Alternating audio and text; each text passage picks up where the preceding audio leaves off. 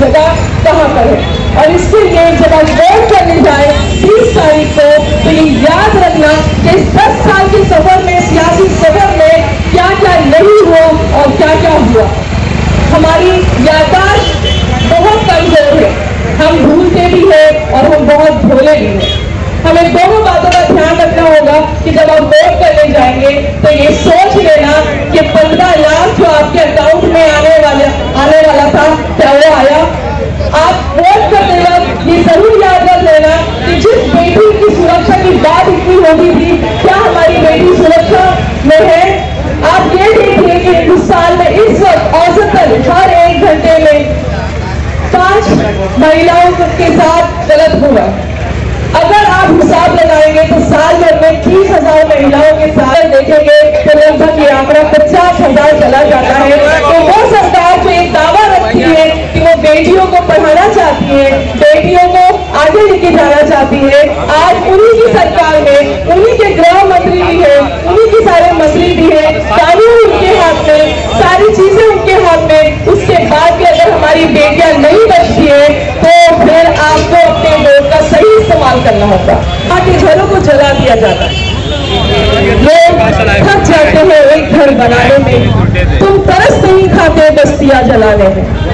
पूरे मणिपुर को छोड़ दिया गया, जगह जगह ऐसे जहरीले भाषण हो गए कि जहां जहां ये जाते हैं वहां वहां लोग दंगाई बन जाते हैं और घरों को जलाने की कोशिश करते हैं, मकानों को जलाने की कोशिश करते हैं, दुकानों को जलाने की कोशिश करते हैं। इस देश के भाईचारा पर एक ऐसा आक्रमण हुआ है कि जो अब एक सदी लग जाएगी उसको सुधारने में, लेकिन हमें हिम्मत नहीं हारनी चाहिए कि जिससे आने वाले हर चुनाव में वो याद रखे कि जब वो मंच पे खड़े हो जाए तो वो मुद्दों पे इलेक्शन लड़े, ना कि हिंदू मुस्लिम पर इलेक्शन लड़े। मेरा ये दावा है कि बीजेपी या उनकी समर्थक की पार्टी बिना हिंदू मुस्लिम के कोई इलेक्शन नहीं जीत सकती। मुद्दा ही नहीं है उनके पास, और मुद्दा होना चाहिए शिक्षा, मुद्दा होना चाहिए सुरक्षा, मुद्दा होना चाहिए सड़क, मुद्दा होना चाहिए विकास, मुद्दा होना चाहिए युवाओं के लिए रोजगार, मुद्दा होना चाहिए कि आपके देश को किस तरीके से आगे लेके जाए बने। मुद्दा ये होना चाहिए कि किस तरीके से भारत का हर बाशिंदा एक दूसरे के साथ मिलकर पूरे सुख शांति के साथ में इस देश में रह सके, लेकिन हालात कुछ और ही चल रहे हैं। बटेंगे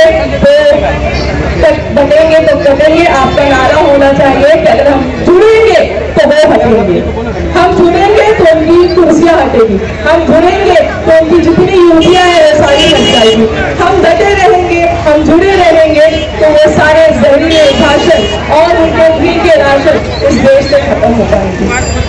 फ्री के राशनों में बह मत जाना, अपने वोटों के साथ कोई सौदा नहीं करना। बाबा अम्बेडकर जब सदन की सीढ़ियों से उतर कर नीचे आ रहे थे और उन्होंने उसी संविधान को तोड़ा था, तो एक लालची राजा जो सत्ता जो उसके पहली बात तो आप जिहाद का मतलब समझ लीजिए। जिहाद का मतलब होता है जिहद, अरबिक वर्ड है जिहद, जिसका मतलब होता है जद्दोजहद करना। जद्दोजहद करना यानी संघर्ष करना, स्ट्रगल करना, प्रयास करना। तो इस देश का हर बाशिंदा रोज स्ट्रगल करता है, संघर्ष करता है, प्रयास करता है कि कैसे वो अपनी जिंदगी को बेहतर बनाए, कैसे वो अपने बच्चों को रोज खाना दे सके, कैसे वो अपने बच्चों को घर दे सके, अच्छा रास्ता दे सके, अच्छा समाज दे सके। इस लिहाज से तो इस देश का हर बच्चा संघर्ष कर रहा है। वोट करने पर जीत कर सदन में पहुंचे थे तो क्या वो वोट जिहाद था? जब एक दलित नेता को चुनने के लिए बहुत सारे दलित वोटर्स एक होकर वोट करते हैं तो क्या वो जिहाद हो जाता है? तो जब वो जिहाद इतना बुरा आपको लग रहा है तो मैं ये कहूंगी कि ये जमीन जो है, ये जो भारत का इतिहास है, ये पूरा का पूरा संघर्षों से भरा हुआ है। उस वक्त अंग्रेजों के खिलाफ संघर्ष किया था, अब जो है वो ऐसी सरकार के खिलाफ संघर्ष कर रहे हैं जो कि बहुत जालिम है। इसीलिए कहा जाता है कि जिहाद करना है तो सबसे पहले जो जालिम है उसके खिलाफ आवाज उठाकर संघर्ष करें। तो एक होता है, मैं अपने दलित भाई, दलित बहन, मराठा भाई, मराठा बहन, वो हिंदू जो सेक्युलर है, वो हिंदू जो महात्मा गांधी को मानता है, वो हिंदू जो अंबेडकर को मानता है, मैं उन सभी से कहूंगी कि अपने वोट का सही इस्तेमाल करना होगा और ऐसे लालची लोगों को दिखाना होगा कि उनकी जगह कहां पर है, अगर वो महाराष्ट्र की जमीन को बर्बाद करने के लिए यहाँ पर आ चुके हैं।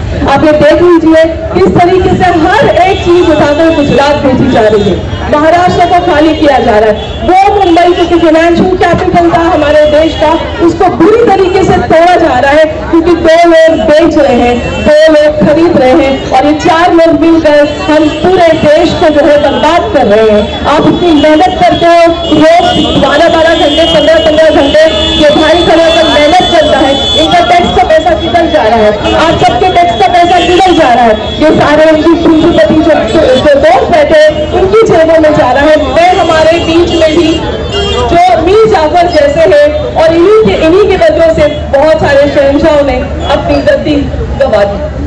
तो आपको सब्र करके ये सोचना होगा कि जहां आपकी तकलीफ है, उस तकलीफ को दूर आपको करना है अपने वोटों से।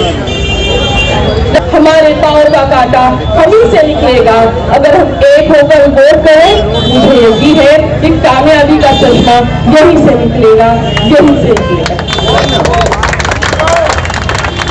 वो ताकतें खड़ी हैं जो कहती हैं कि वो महायुति है, मैं उनको महायुति नहीं बल्कि महाभय है। मैं पिछली बार जब यहां आया था वर्षा ताई के लिए आपसे वोट की अपील करने, तो तब के और अब के इमरान में फर्क है, एक इजाफा है कि पिछली बार आया था तो सिर्फ शायर बन के आया था, इस बार आया हूं तो खासदार बनकर के आपकी दुआओं के सदके में हुआ है।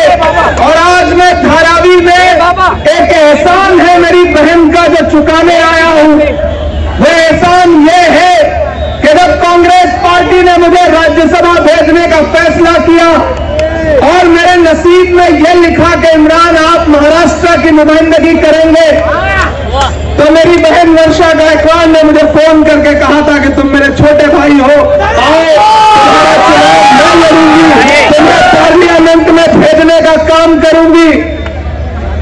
और मैं इस बहन का शुक्रिया अदा करता हूं कि मैं जब देश की पार्लियामेंट का चुनाव लड़ने के लिए राज्यसभा का यहां आया तो इस बहन ने उस चुनाव को, राज्यसभा के चुनाव को अपना चुनाव समझ के लड़ा था। मैं देश की राज्यसभा में पहुंच गया, फिर वहां जाके मैंने एक दिन ताई से कहा कि ताई अकेले राज्यसभा में ठीक नहीं लग रहा है, आप भी इधर ही आ जाओ। तो ताई ने कहा राज्यसभा तो बची नहीं है, लोकसभा ट्राई करते हैं। और फिर ताई भी अपने भाई की एक आवाज पर लोकसभा गई चुन करके, अब वो आपकी खासदार है। और अब ये जो असेंबली का इलेक्शन है उसमें ताई की छोटी बहन, मेरी तो बड़ी नहीं होंगी वो, लेकिन हमारी एक दूसरी बहन ज्योति ताई आपके बीच में कैंडिडेट है। मैं आपसे अगले 4-5 मिनट थोड़ी संजीदा गुफ्तगू करना चाहता हूं। जब अहले खिलत की बातों पर कुछ जाहिल शोर मचाते हो, जब बुलबुल हो तस्वीरें चमन और कौवे गीत सुनाते हो, जब चिड़ियों के इन घोंसलों में कुछ सांप उतारे जाते हो, जब माली अपने हाथों से गुलशन में आग लगाते हो, उस हाल में हम दीवानों से तुम कहते हो खामोश रहो। हम लोग अनल हक बोलेंगे, हम लोग अनल हक बोलेंगे। मैं यहां सच बोलने के लिए आया हूं। धारावी वालों, दिल्ली से लेकर के महाराष्ट्र तक की सरकारों की पूरी नजरें हैं धारावी पर। वो चाहते हैं कि धारावी एक उद्योगपति के हाथ की कठपुतली बन जाए। क्यों? क्योंकि यहाँ गरीब आदमी रहता है जो रोजी रोटी की तलाश में आया और उसने छोटा सा आशियाना बना लिया। लेकिन ये सरकारें ये भूल जाती है कि ये जो गरीब आदमी है, ये जो आम आदमी है, न इसको खरीदा जा सकता है, न इसको डराया जा सकता है। आप धारावी की आवाम को डरा नहीं सकते। और जब धारावी की नुमाइंदगी असेंबली में ज्योति ताई करेगी तो धारावी की आवाज को और कोई नहीं दबा सकता। इसलिए मैं आपसे अपील करता हूं साथियों कि आने वाली 20 तारीख को बहुत एहतियात के साथ घरों से बाहर निकलना है। जब भाजपा सीधे लड़ाई में, महायुति सीधे लड़ाई में चुनाव नहीं जीत पाती ना, तो नए नए लोग पकड़ के लाती है, ताकि कोई 1000 काट ले, कोई 2000 काट ले। मैंने सुना है कोई हाथी लेके घूम रहा है, कह रहा है इस पे बैठ जाओ। कोई ऑटो रोक के कह रहा है बैठ जाओ। किसी झांसे में नहीं आना है। हाथ का पंजा है, हाथ के पंजे में मशाल है, तुतारी बजाओ, गद्दारों को भगाओ। तुतारी बजाओ, गद्दारों को भगाओ। ये गाड़ी के बीच में है। एक तरफ उनके नारे हैं, कटेंगे बटेंगे, मंगलसूत्र छीन ले जाएंगे, भैंस खोल ले जाएंगे, और एक तरफ हमारे नारे हैं, आइए नफरत के बाजार में मोहब्बत की। रास्ते गवाह है धारावी वालों कि राहुल गांधी अपने कदमों पर चलते हुए रास्तों से गुजरे थे, ये नारा लगाते हुए कि नफरत छोड़ो भारत जोड़ो, ये नारा लगाते हुए कि आइए नफरत के बाजार में मोहब्बत की दुकान खोलते हैं। मुझे बताइए कि इस मुल्क में नफरत का सबसे ज्यादा शिकार कौन है? हम हैं, आप हैं, आप हैं। तो अगर नफरत खत्म होगी तो सबसे ज्यादा सुकून किसे मिलेगा? हमको मिलेगा, आपको मिलेगा, आपको मिलेगा। उस नफरत को खत्म करने के लिए 4000 किलोमीटर पैदल कौन चला? राहुल गांधी चले। मैं चला था राहुल गांधी के साथ। जब मैं चलता था तो मुझसे मीडिया के साथी कहते थे, इमरान साहब आप सांसद बाद में हैं, शायर पहले हैं, आप राहुल जी को चलते हुए देख रहे हैं, क्या कहेंगे? तब मैं कहता था कि जो हर जालिम से टकराएगी वो आंधी बनाऊंगा, जो हर जालिम से टकराएगी वो आंधी बनाऊंगा। नए अंग्रेज आए हैं, नया गांधी बनाऊंगा। मैं चला हूं राहुल गांधी के साथ, मैंने देखा है राहुल गांधी के पैर के छाले। मैं यहां धारावी में खड़ा होकर के आपसे यह कहना चाहता हूं साथियों कि कितनी भी साजिशें हो, कितना भी वोट बांटने की, बर्बाद करने की कोशिशें हो, खरीदने की कोशिशें हो, अरे हम सीधे साधे भोले भाले लोग हैं। दुनिया का कोई अडानी हमारे ईमान का सौदा नहीं कर सकता है, नहीं कर सकता है ना, नहीं कर सकता है ना। ये जो पैसों से सोचते हैं कि इलेक्शन को डिस्टर्ब कर लेंगे, उन्हें बताना कि हम भोले लोग जरूर हैं, हम गरीब लोग जरूर हैं, हम सीधे सच्चे लोग जरूर हैं, लेकिन इतना तो जानते हैं कि नफरत कहां है। मैं एक दिन पार्लियामेंट में खड़ा होकर के चल रहा है, महाराष्ट्र से लेकर के पूरे देश में यही चल रहा है। यह इलेक्शन इस बात का बदला लेने का चुनाव है कि किस तरह से महाराष्ट्र में चलती हुई सरकार को लूट करके दूसरी सरकार बनाई गई। पहले एक इंजन जोड़ा गया, फिर डबल इंजन, फिर ट्रिपल इंजन।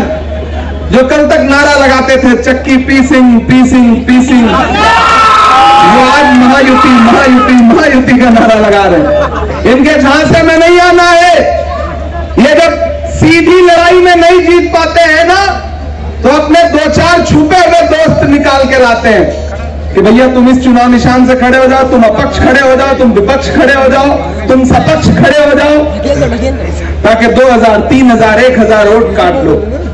लेकिन एक चीज जान लो, ये लड़ाई भारत के संविधान को बचाने की है।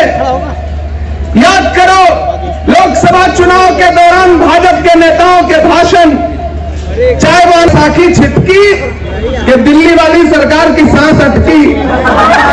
अगर चाहते हो कि डॉक्टर बाबा साहब अंबेडकर के संविधान से देश चले, महाराष्ट्र डॉक्टर बाबा साहब अंबेडकर के संविधान से चले, तो इस चुनाव में महाविकास अघाड़ी के प्रत्याशियों को वोट दो। हमारी बहन ज्योति ताई आपके बीच में हाथ के पंजे के निशान के साथ चुनाव लड़ रही है। मेरी आपसे अपील है, पहले से ही 1 नंबर पे है, इसके बाद फिर क्या ही बोला जाए, पहले से ही 1 नंबर पे है, तो 1 नंबर का बटन दबा करके पिछली बार की जो मार्जिन थी उसको बढ़ाना है। बढ़ेगा बढ़ेगा बढ़ेगा, चाचा ने कह दिया तो फिर कोई रोक नहीं सकता। और एक बात धारा धारावी वालों आज से वादा करता हूं, पिछली बार आपके बीच में आया था तो देने के लिए दामन में कुछ था नहीं, खाली हाथ आया। इस बार आया हूं तो आपकी दुआओं से दामन भी भरा हुआ है और कलम में ताकत भी है।